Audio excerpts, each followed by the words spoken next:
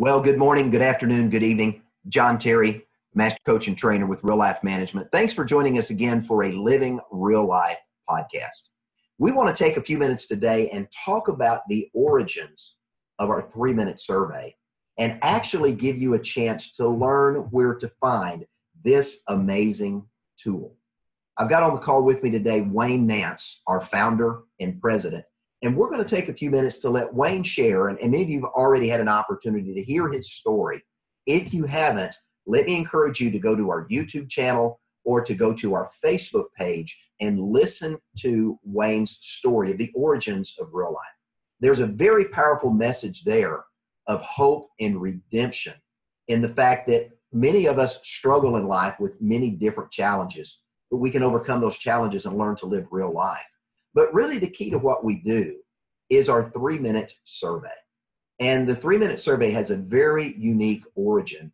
And I wanted Wayne to take a few minutes to share, and then we're actually going to go to the website and we're going to show you how to find the 3-minute survey and talk a little bit more about the survey and what taking this survey can actually do for you. So Wayne, can you kind of give us some of the origins of where the survey came from? And then when you finish that, I'll do a screen share and we'll pull the website up and then we'll show people where to go to take the survey. And then as a result of that, we'll kind of talk about what they see as they have an opportunity to go through and make that happen. Yeah, John, thanks. I'm going to take you back to day one of where this started. I was standing at Canyon Ranch in Arizona doing a talk about my book, Mind Over Money, that had just come out in the mid-90s. And for people that don't know much about Canyon Ranch, that's where the rich, the famous, and the movie stars go to lose weight so they can hide bologna in their room at night while they pay to come to the weight loss facility. And I was doing a talk about my book, Mind Over Money, and about how money had become the top drug in America, and that money was the #1 stressor in America. And it was also a stimulus for people to eat that were stressed out over their money. And I was doing it at Canyon Ranch. And a personality therapist that was sitting in the audience, she had just written a book about personality therapy, and she had won the Ben Franklin Wellness Book of the Year Award nationally. And she come up and she said, "Wayne, your book and your material is great. You need a personality test to tie to what you do." I said, "Oh, so we need a fat personality test?" No. We need a money personality test. We need a broken relationship personality. She goes, "No, Wayne." She said, "I really believe that it's, money's important and you need a personality test." And I said, "I don't like personality tests. I think they're frivolous, lightweight exercises that have no bearing." I said, "I don't care if I'm a canary, I'm red, I'm green, I turn flip-flops, I'm a gorilla, I'm a D, I'm an S. I don't care. I just don't care." She said, "Well, let me ask you this." She said, "Would you be willing to learn about personality tests in more depth if I spent the time to teach you?" And I said, "Sure will. What's it going to cost me?" And she said, "Nothing." I said, "That'll be perfect. That's probably what that time's going to be worth anyway." So anyway, that's the way we got started, John. And so I went to Arizona and we took 16 different personality tests and looked at them and analyzed how they were developed. And we went back to the granddaddy of them all, which was the Myers-Briggs. And what I told her after I looked at all these personality tests, I said, "Look, they're all in 4 quadrants. They all tell you 4 layers of stuff." I said, "They're too long. They're too costly." I said, "I need something that's going to take 2 or 3 minutes. It gets down and dirty and gets to the bottom line." And she said, "Well, you're going to have to develop that one." And I said, "Well, I think I am, because I don't like any of these." And so after studying with all the personality therapy experts, I worked with several clinicians and other personality people, and we came up with the 3-minute survey. And the 3-minute survey actually goes 128 layers deep, John, not 4 layers. Think of a personality test as a BB gun. Think of the 3-minute survey as a rifle at 1,000 yards that can hit you on the dot. That's what we developed. As a matter of fact, John, we used this for 7 years with the military, working specifically on identifying those who have propensity for suicide, sexual assault, and domestic violence / murder. So we feel pretty strongly about our research now. Over 75,000 dangerous people in our database that we can identify their attitude surveys. We have over 1 million people that we've given this to for corporate use and personal family use. And I've been working diligently this last year using this survey, working on school shooting and public violence so that we can actually start to assess people that are dangerous to the public and to schools by giving this survey. So that's how strong I feel about the 3-minute survey. Yeah. So Wayne, you use a different terminology. And one of the things I like is your ABCD model that you developed. Attitude plus beliefs plus choices equals destiny. Correct.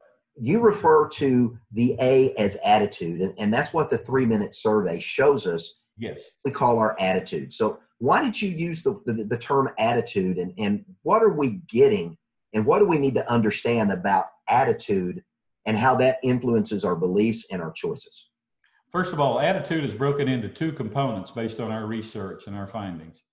At birth, you have hardwiring. A large part of your attitude is there at birth.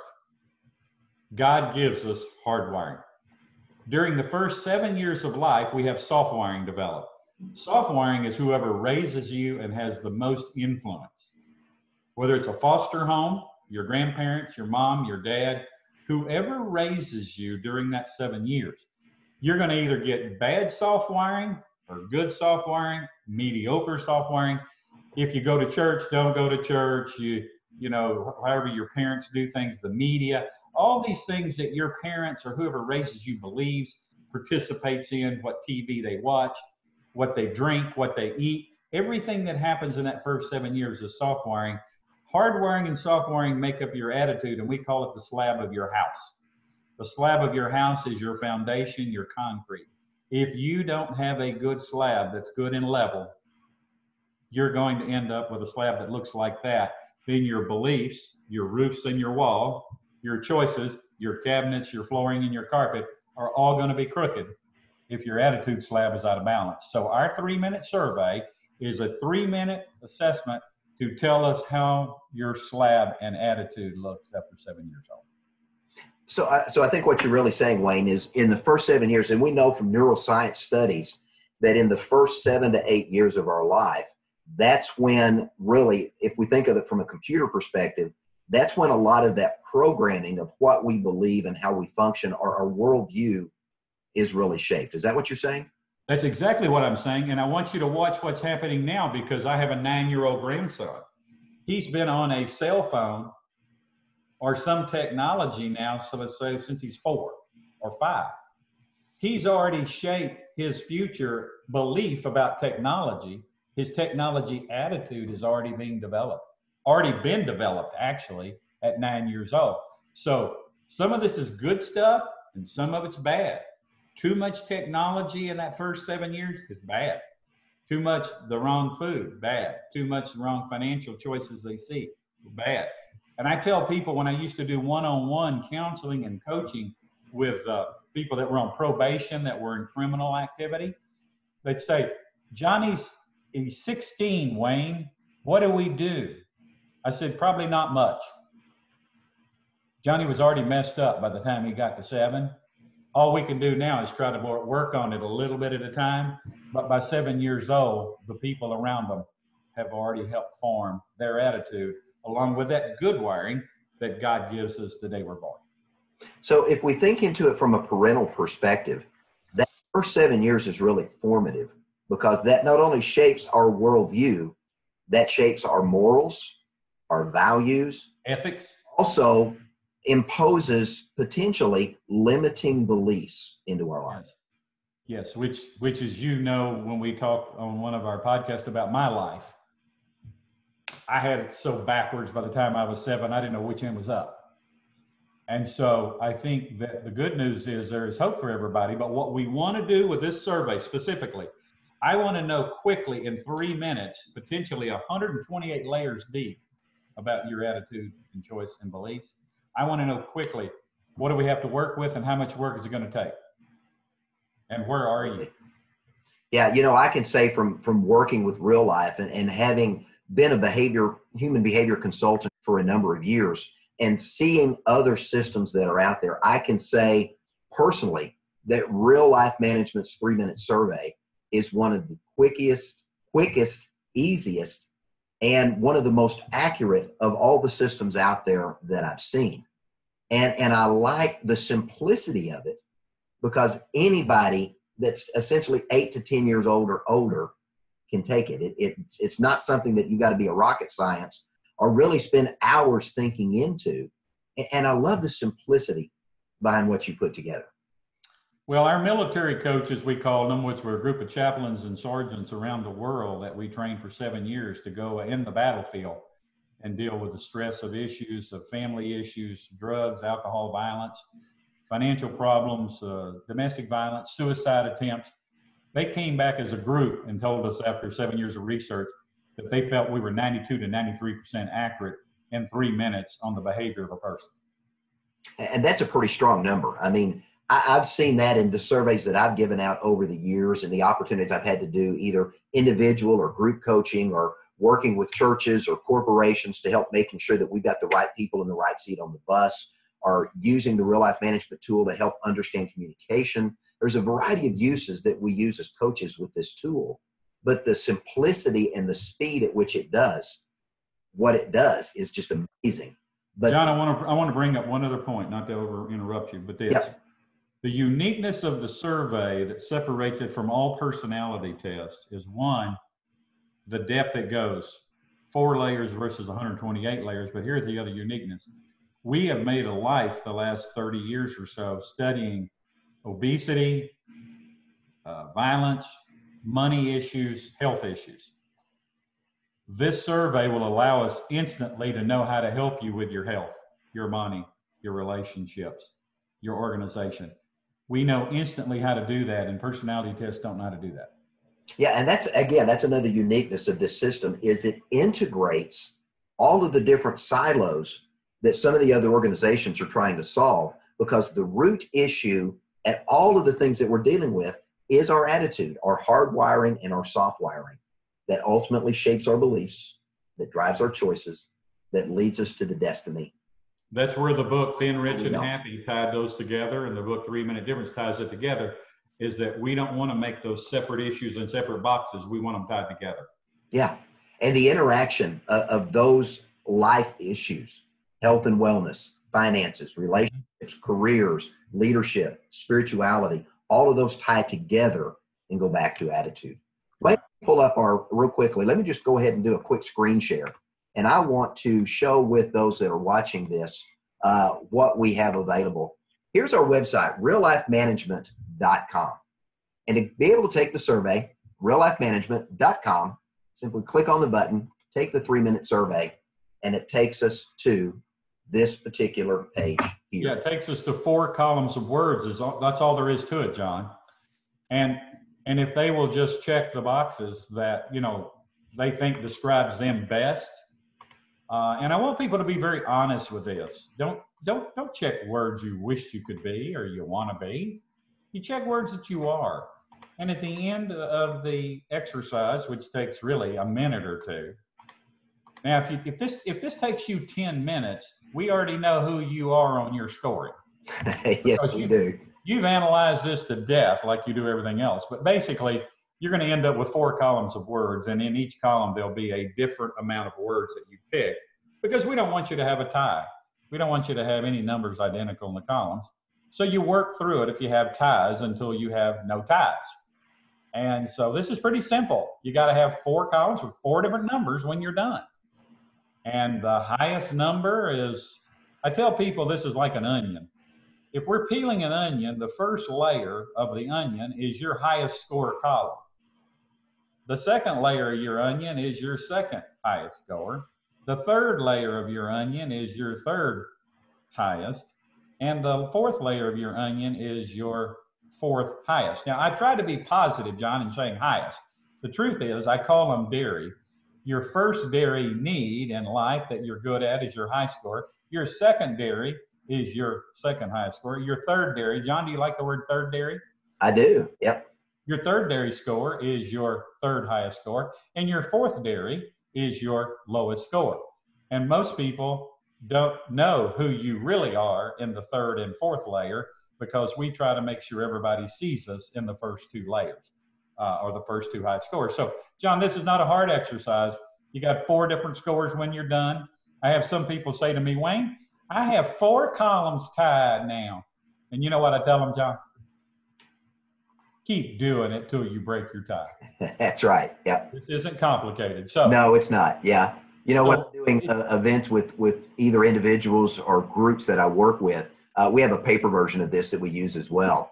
And when I hand it out, I just tell everybody, I said, all right, I said, this is not a group exercise. I said, this is an opportunity for you to have that man in the mirror, woman in the mirror moment, that if you want to be honest with yourself, which of these words describe you as you see yourself?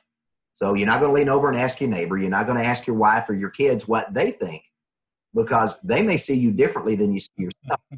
But the simplicity of this, and when you actually see the report that comes out, you're going to learn more about yourself in minutes than you may have learned your entire lifetime.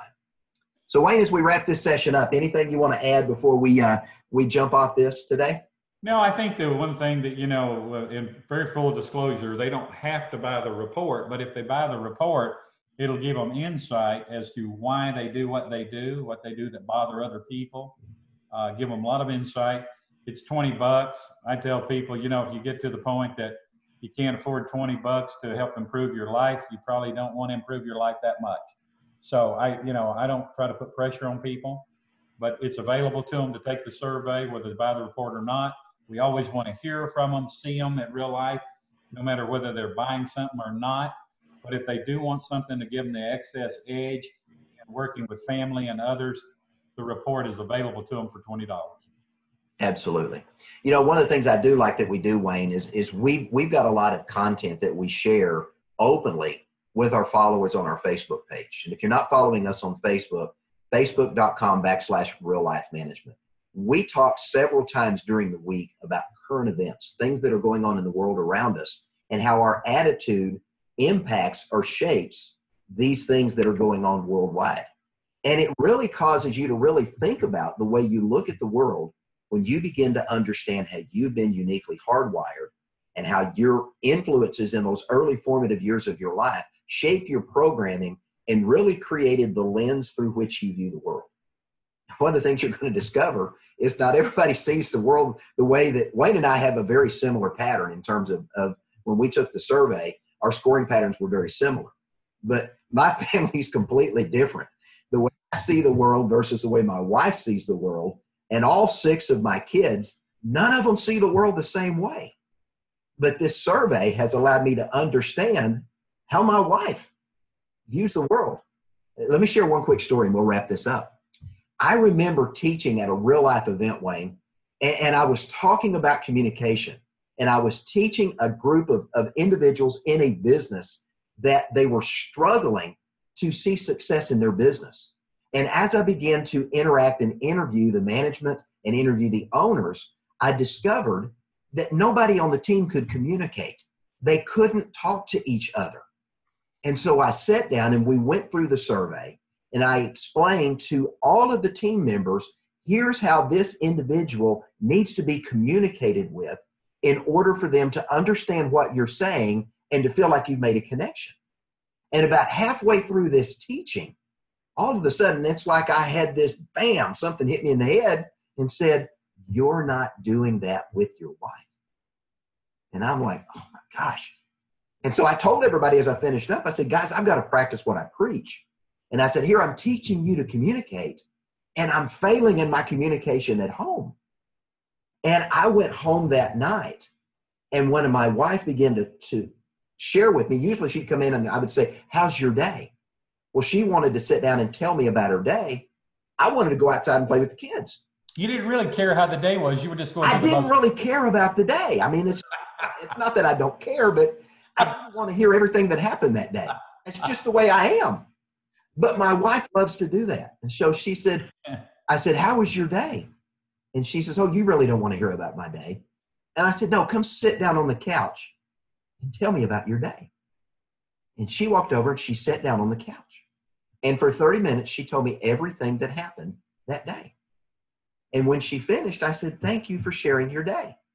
And I got up to leave the couch to go out and play with the kids, which I wanted to go do anyway. And she said, you really do love me. And I look back and there's tears in her eyes coming down that I had met her need and I had communicated with her in a way that she needed to be communicated with, all from this little 3-minute survey. And it changed the dynamic of our household. That's a dynamic story, very dynamic. That's the power of what this thing can do. And This corporation communicating and interacting. One of the churches I worked with, we got all the staff members and volunteers where they could communicate with each other and also understand each individual's uniqueness. So now when they assemble their teams to go do projects, either locally or going on a mission trip, they use this tool to build their teams. There is amazing power in this 3-minute survey. And so I hope that you will take the minute to invest in yourself. Maybe you'd like one of us from Real Life Management to come speak to your team, to speak to your organization, and really to help your organization begin to understand how to live real life, to see more success, to be more profitable, to communicate better as a group, to make sure you've got the right people in the right seat on the bus. Maybe it's a group of parents that you want us to communicate with, to talk with them about how that they may be through their own not knowing what they don't know about themselves, maybe limiting the opportunities in their kids and causing their children not to have the opportunity to see all the success that they could. Wayne, I see you leaning in. Do you want to add to that? Yeah, John. My own personal passion right now, while we're talking about that, and you were talking about training. After my 7 years of work with the military on violence issues, we have tremendous research now that I actually took to the Pentagon and did a briefing on a couple of years ago. Public violence and school shootings and school violence. We now have tools that we believe are 90% accurate that we will be able to use to give to faculty or members of corporations or communities, students, to identify potential dangerous people or those that have propensity toward danger. So my passion today with this survey, beyond relationship building and all that, my personal passion and the mission I'm on is to work with organizations to identify dangerous people. So if there's any organizations out there looking and watching what we're talking about, I'd like for them to contact us because we've got research to help get ahead of violence. Yeah, absolutely. And I think to that too in corporate America, how many businesses have individuals working for them that because of their drugs of choice that we talk about can't be as efficient and effective. And as a result of what's going on in their personal lives or in their homes, they're not being as effective in the workplace and potentially harmful to others in the workplace. This is a very valuable tool that can speak to that as well. Wayne, thanks for sharing that. Hey, thanks for your time today, John. Absolutely. Ladies and gentlemen, thank you for joining us today. And I appreciate your opportunity. Let us talk about our 3-minute survey. reallifemanagement.com. You can go to take that. Again, follow us on our Facebook page. And we appreciate you taking time today to learn more about the origins of our survey and some of the amazing things that you can learn from it.